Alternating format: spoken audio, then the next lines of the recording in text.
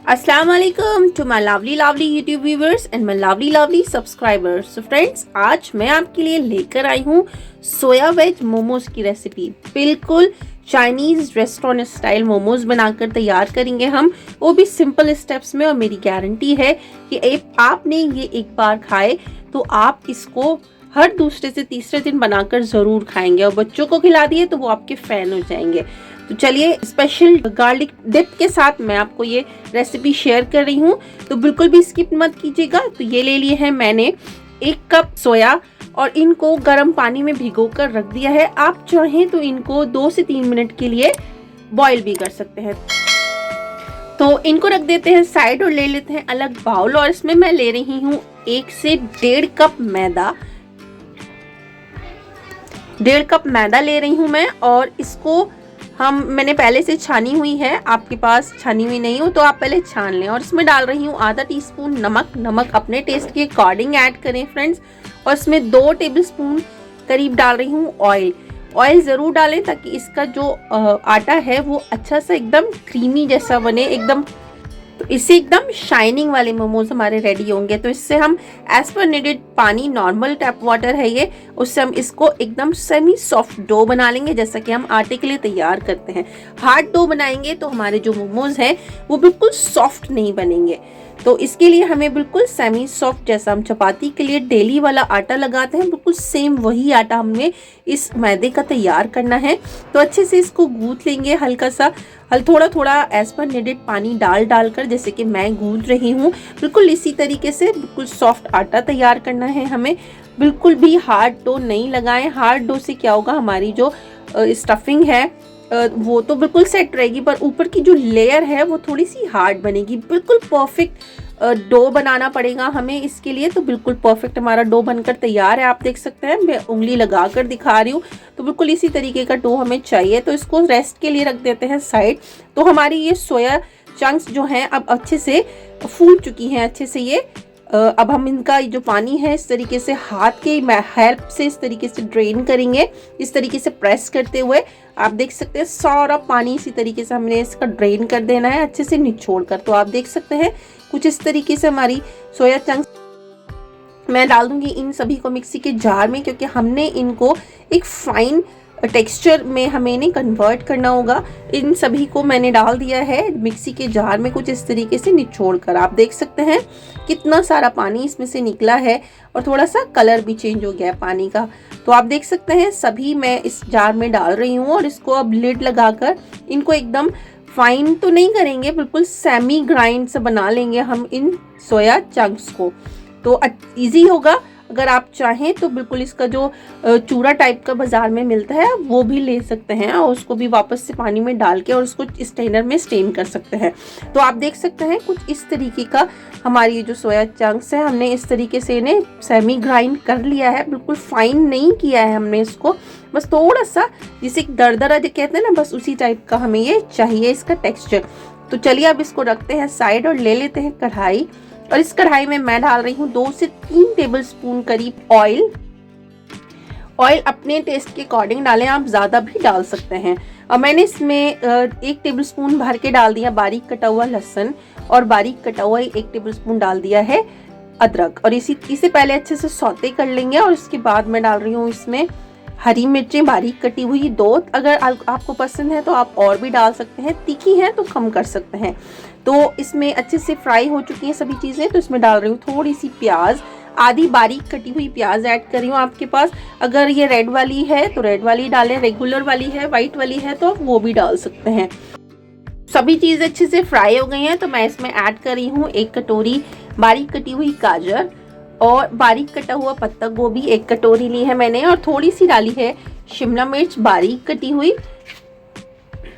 और इन सब्जियों को पहले हम सौते कर लेंगे, क्योंकि ये एकदम से श्रिंक हो जाती हैं जब हम इन्हें फ्राई करते हैं।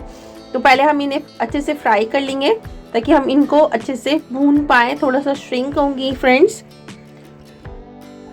तो आप चाहते हैं तो आप अपनी पसंद की कोई भी और वेजिटेबल्स इसमें ऐड कर सकते हैं जो आप पसंद करते हैं। बेसिकली चाइनीज़ में तो यही चलती हैं।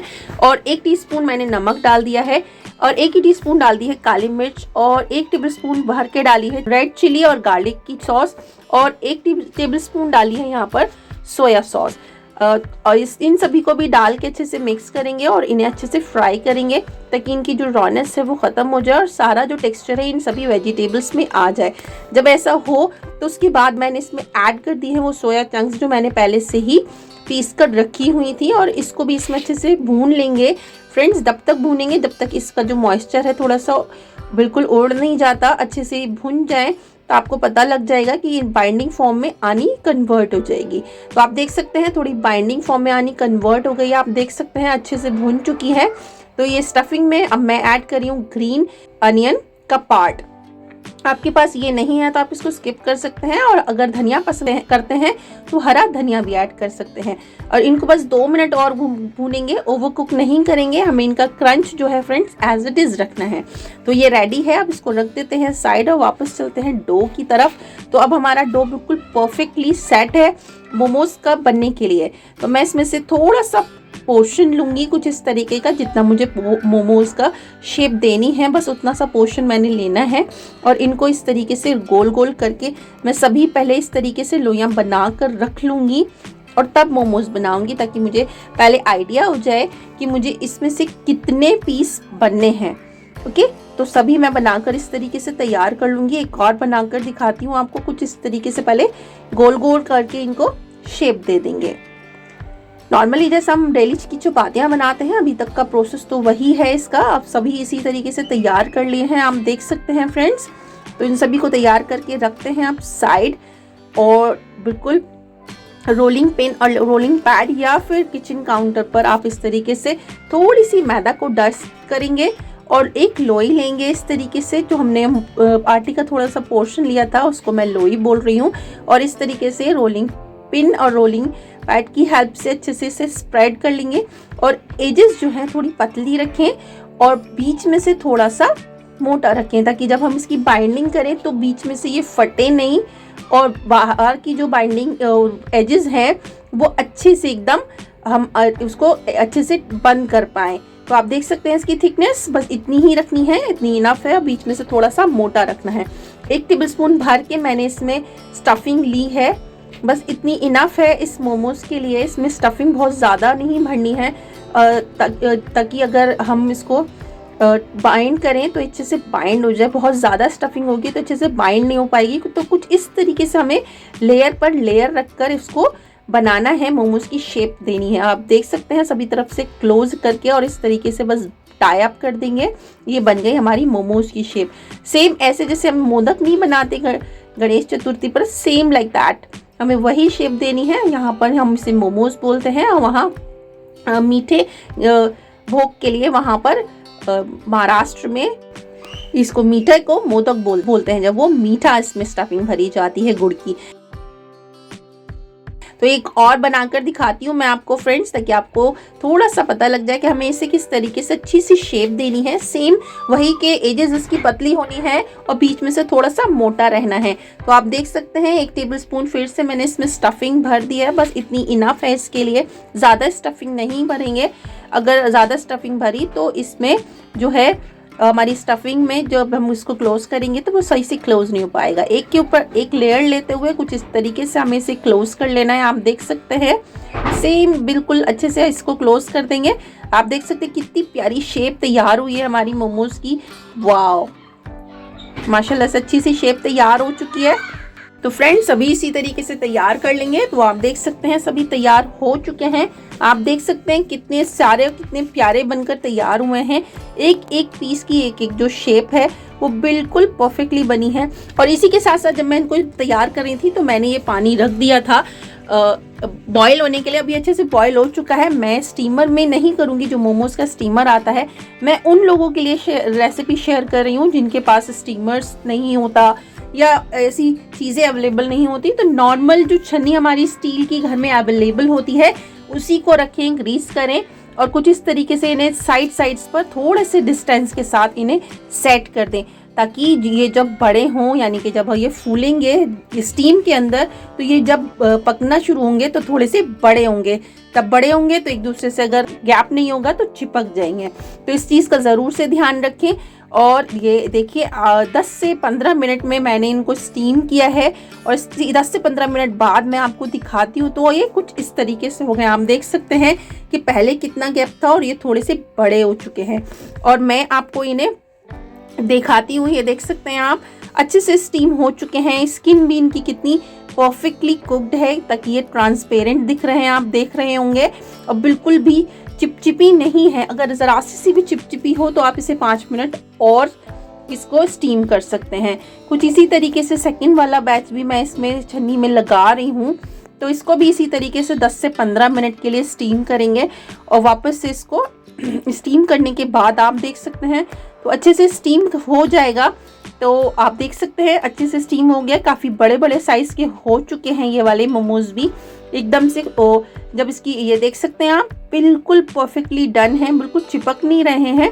अगर चिपके तो 5 मिनट और इनको स्टीम कर लें। अब ये परफेक्टली डन है। तो इस तरीके से आप देख सकते हैं। तो फ्रेंड्स चलिए आपको एक गार्लिक ऑयल या गार्लिक चिली की सॉस बनाना सिखाती हूँ मैं आपको, जो इनके साथ रेस्टोरेंट्स में सर्व की जाती है। एक कटोरी में हमने पानी ले लिया है, थोड़ा सा कॉर्न स्टार्च हम इसमें ऐड करेंगे।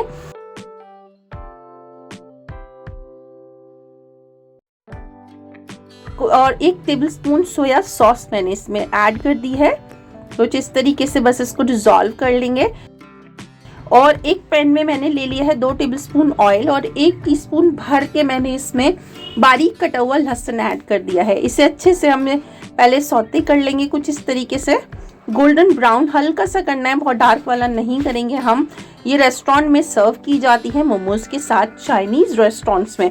तो इसमें बिल्कुल फ्लेम को ऑफ कर देंगे। थोड़ी सी देर वेट करने के बाद इसमें मैं ऐड की है आधी टीस्पून चिली फ्लेक्स और 1 टीस्पून भर के कश्मीरी लाल मिर्च पाउडर। इससे जो है इसका टेक्सचर इन्हांस हो जाएगा। और वो जो प्योरे हमने बनाकर रखी थी वो भी इसमें ऐड कर देंगे और वापस से इसको हम थोड़ा फ्लेम को ऑन करेंगे और थोड़ी सी देर पकाएंगे, ताकि इसका जो टेक्सचर है बिल्कुल सॉस वाला आ जाए। तो आप देख सकते हैं, या फिर आप इसमें स्लैरी ना मिलाकर ऑयल की क्वांटिटी को भी ज़्यादा कर सकते हैं, वो गार्लिक ऑयल हो जाएगा इसमें के साथ सर्व करने के लिए। थोड़ी देर पकाने के बाद इस सॉस का टेक्सचर कुछ ऐसा है। तो आधा टीस्पून मैंने इसमें तिल ऐड कर दिए हैं, जो उसको एकदम परफेक्टली रेस्टोरेंट वाला टेस्ट, फ्लेवर और लुक देने वाला है। तो इस तरीके से इसको गार्निश करें, इस तरीके से सॉस को इस मोमोज के साथ में।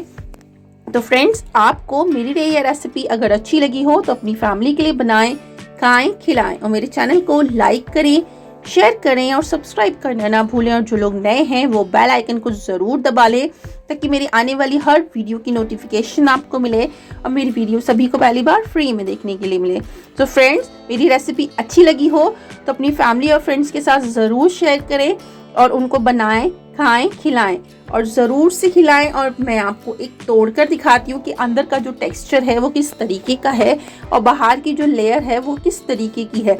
तो आप देख सकते हैं कितना परफेक्टली कुक्ड हमारा मोमोज, और अंदर की जो स्टफिंग है सोया की स्टफिंग, वाओ मज़ा ही आ गया। तो आप देख सकते हैं फ्रेंड्स कितना परफेक्टली टेक्सचर है इसका।